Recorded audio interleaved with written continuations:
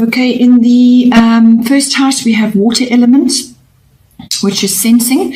So this is everything to do with your personality, your outward appearance, how you are projecting yourself in the world, your physical body, and how you look to others, how you are perceived by others.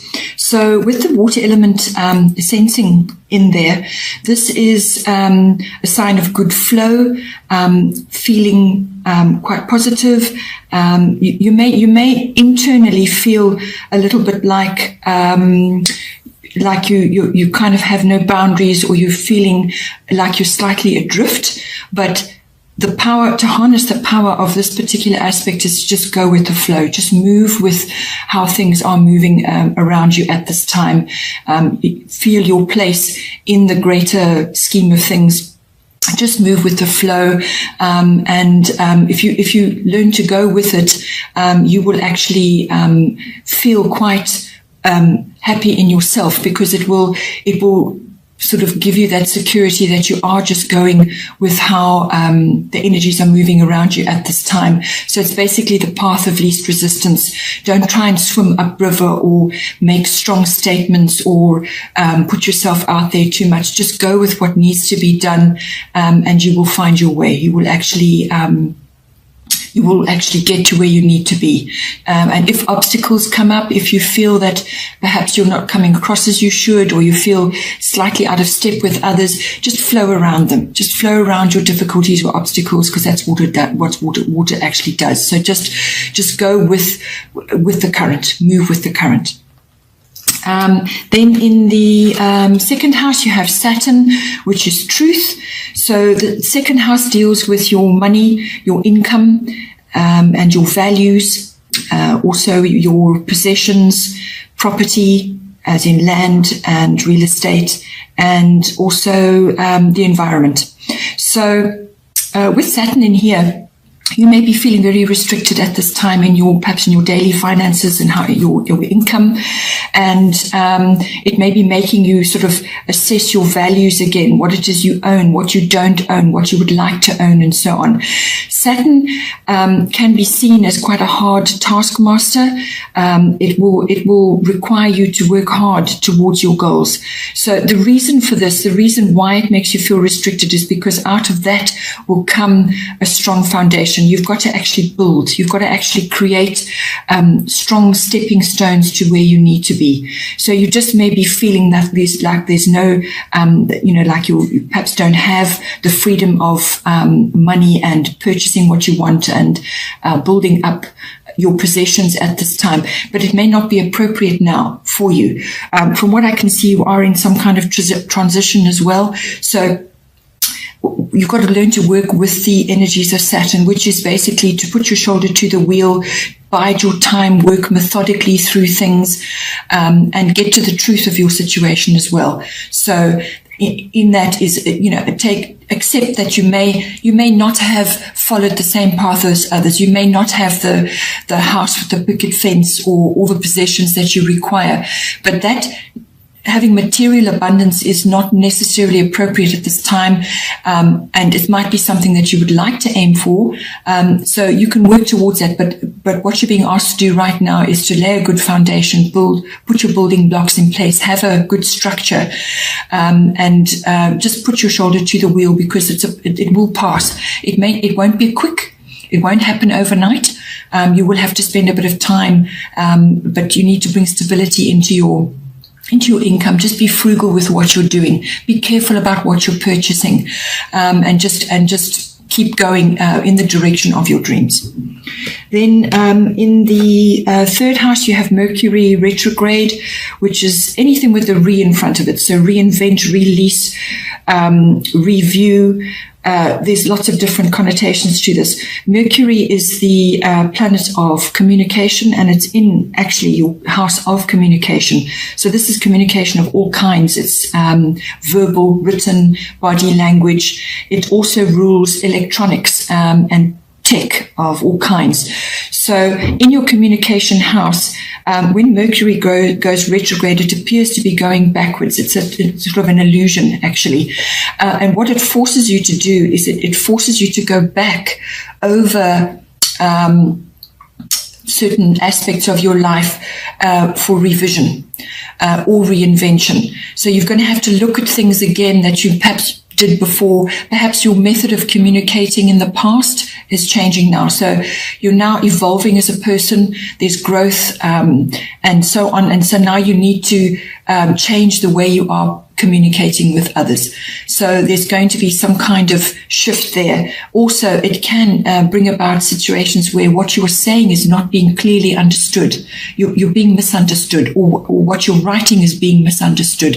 So it's a period, normally Mercury retrograde is a sort of a 3-week period, more or less, 3 to 4 times a year. So this is a general reading for this current period. So you can expect for the next 3 weeks or so, depending how far you are into the cycle, where you'll notice there will be a shift when it'll be clear now you can communicate better and you will have been through your revisionary phase. But it may just mean that at this time, just be careful. Double check what you say, double check what you write. Any form of contract, it's not a good time to be signing a contract now.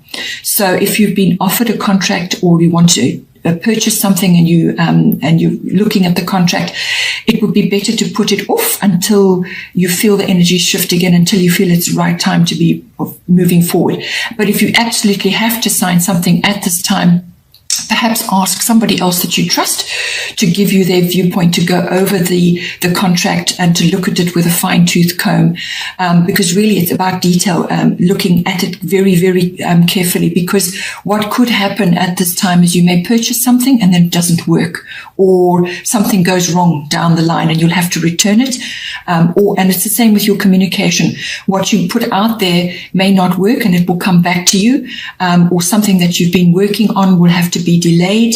So just bear that in mind. And if it's to do with your relationships with your siblings, something you may say may be taken up badly, and you will have to think about it and try again later at another time. So if you've got nothing positive to say, or it's not going to help to blurt out the truth about something, just rather keep quiet and mull over what you're going to say. Just be careful with that. Sagittarians tend to just say what they think, and they don't think about the consequences. So it's foot in mouth syndrome. So just think about that going forward. And if it's to do with contracts, just rather avoid it at this time if possible. Otherwise, go over everything in great detail, because something can go wrong. You may actually have electrical appliances also just going on the blink during this period. They just don't work. Or you may need to back up your computer, or your cell phone, or whatever it is. Any kinds of electronics that you may be using may just for some reason be on the blink and not functioning, or going through a weird phase, or you may need to upgrade something. So bear that in mind. Also, you may have people coming back into your life from before, some other person that you've met, or it could be that you've been out of contact with the sibling for a long time. Now they're suddenly back in your life. It can bring things from the past back again for another look at it, for another go at it. And when you're forced to look at something again in great detail, or to go over something again, usually you will the right recipe or the right words will come out later, but you need to go through that period of revision. Then in your 4th house, you have Capricorn, I use. So I feel this is linked to your 2nd house, which is got Saturn in it currently, because Saturn rules Capricorn. This is your house of home. It's also your house of your ancestral roots, your foundation, your family roots, and your ethnic identity, and so on. So some of those areas may be coming up for you. If it's probably more than likely it's to do with home. You may just be feeling at this time like a bit as if you've made no progress, or you haven't achieved what you want to, and you haven't got the stable home that you require, or you haven't built up that steady base like other people. Try not to compare yourself with others, but what it indicates is that this is going to be a slow process. You're going to have to use your resourcefulness to build up a bit of a home or to have a home area, or you may be going through changes in your home, and it's going to take a bit of time, and it's going to take resourcefulness, and you're going to have to use all your best faculties, your best contacts. It's I use. So whatever is required in the situation, you're going to have to use that to work towards harmony in your home life, or to do with your reconciling yourself with your ethnic identity and so on. And if this is connected, I do feel it's connected in a way to your second house, which is all about your values and your money, your income. There may be delays there. Saturn does cause delays as well. So you may just feel that you're getting nowhere with that, or there's something that you just is slipping out of your fingers. You just can't seem to get it sorted out in your home life, or you just may be feeling that you're not settled. So it's going to take a bit of time, and you need to use your resourcefulness to actually harness everything that's going on around, and you may just have to ask for help from others as well. But it's a building sign. It's social contacts. It's creating a foundation of stability, all of those things. So it may take time to achieve that, or you may be asked to bring that in. If you've been going through a rough patch where things have been very unsettled, you may be asked to bring that groundedness, that earthiness, and that determination into your home life. In your fifth house, you have Chiron, which is for healing. It's called wisdom through pain. That's the ethos around Chiron, and it's to do with internal and even external healing. It's appearing in your fifth house, which is your house of children, creativity, and love affairs. And all forms of recreation, that can be sports or just having fun. So you may feel that you're not having as much of a fun time at this point. You may feel that there are some deeper issues going on, or it could be that the children that are connected to you may be going through a bit of emotional healing at this time, or you could be going through emotional healing. And it's affecting your children as well, or vice versa. So you could be just called upon to have a good look at the way you are approaching your children, or the way you are approaching your own self healing, and having fun, and just so possibly activities that you have done before, you're not going to get as much out of them now. So you may be wanting to go and do activities, forms of recreation and relaxation, which are going to bring you healing. So whether it's walks in nature, or just spending time in peace and quiet, or going for healing therapies, because Chiron is a lot about to do with medicines, natural therapies, natural healing. So you may just find you need to go and spend a bit of quiet time and rejuvenate yourself in any one of those fields. Perhaps go for enjoy a retreat, or some kind of place or therapy which is going to give you a bit of emotional healing, or just make you feel good, whether it's externally or internally. There's a lot of that. Or it could be that your children may need that, some deep emotional healing. But whoever it is, whether it's yourself or you're going through a period of healing, and there's wisdom through pain. So there could also be issues to do with their schooling, that they're just growing through a difficult time now. Or you could be teaching others about wisdom through pain. So in other words, pain that you've experienced in your life, you may be passing that on to others as well, and possibly even your children. So there's ways of sharing your own personal experiences and so on. If it's a love affair, you may be drawn to somebody who is going to bring about emotional healing in you, or you could be going through it together. So the love affair that you're involved in, it may just be perceived as a little bit traumatic, or a little bit stressful or difficult, but through that you will explore your own pain or their pain, and from that you will learn, and you will gain wisdom out of that. Then in the 6th house, you have North Node, which is life's purpose. Your 6th house is everything to do with your work, your service work, if you're in the service industry. And it's also about being of service. It's the mastery of your craft, your craftsmanship. It's also to do with your workplace and your colleagues. And the other big thing is your health and your diet. And also, it's also the house of pets. So with your North Node, life's purpose, it's actually a really nice thing to have in your 6th house. It's almost like your doors are opening for you. There could be a few changes and a few changes of direction, but doors are going to open for you. So there'll be opportunities.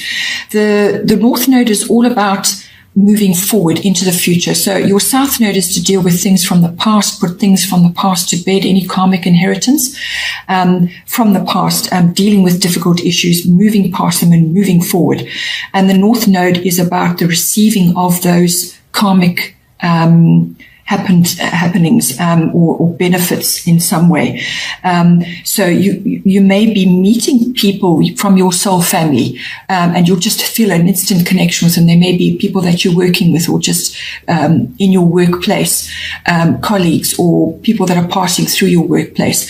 But you may feel deeply connected to them. They're going to help you in some way, or they're going to put you in the correct direction, or they're going to be with you during the phases of your work, or they're going to assist you with your craft, whatever it is that you're mastering. You could also be taking on work projects which are deeply connected to your life purpose. You could be in some way dealing with people who are have had difficulties in their life, and your sharing of your wisdom through pain and so on is helping you to help them in a way, or to share experiences. And it could also be charity work, working for social reform and helping those that are less fortunate than yourself. So that could be a work project. It could be a change of direction in your work. But whatever it is going to bring good benefits to you, and it's going to seem like your life purpose. It's going to seem like the doors are swinging open and that you're actually finally seeing the future and where you want to go. But it's a very beneficial thing to have in that house. And it could also be to do with finally seeing the light, or receiving a benefit to do with your health and your diet. Always be striving to be careful about what you put in your body. You may just receive a benefit, or you may just receive some kind of gift when it comes to your health. If you've been grappling with something, somebody will come along to assist you, or you will receive a gift of healing or abundance, or some kind of benefit to lift you out of that and push you in the direction of where you need to go, or to find the answers. So this is it's a broad spectrum benefit, and it's almost like you're finally on the path, your path to healing, or path to in your work and your craft and whatever it is that you're dealing with. You may want to further your studies. You may be receiving some kind of benefit. And you could also be doing a variety of different jobs, but you may be also in the spotlight. You may be receiving recognition about what it is that you do. So it's a very beneficial thing to have in your 6th house. Very good thing. Then in your 7th house, the house of relationships, this is close personal relationships. It could also be a business partnership. So it's partnerships of all kinds. And you've got the sun, which is your spirit, appearing in there. This is a wonderful thing to have in your 7th house. It's optimism, it's joy, it's abundance, it's having fun, it's laughter, it's putting your essence into your relationships. Bringing everything that you, all your most positive characteristics are being enhanced in this house. So it's a wonderful thing for any form of relating. You're going to be bringing your energy, your enthusiasm, your brightness of spirit into your relationship. And or you could be meeting somebody who is like that, who's going to lift you up and actually really show you a completely different aspect to perhaps what you have been before, going through before, or you together you are creating this beautiful, uplifting environment. Could be a lot of fun. It could be enjoying abundance and enjoying getting out and about and having a good time, social interaction. So it's just a really good vibe all in all. So you're either bringing that into your relationship, or you're experiencing that, or you're meeting somebody who's bringing that in for you. It could be somebody who has this, who is particularly sunny.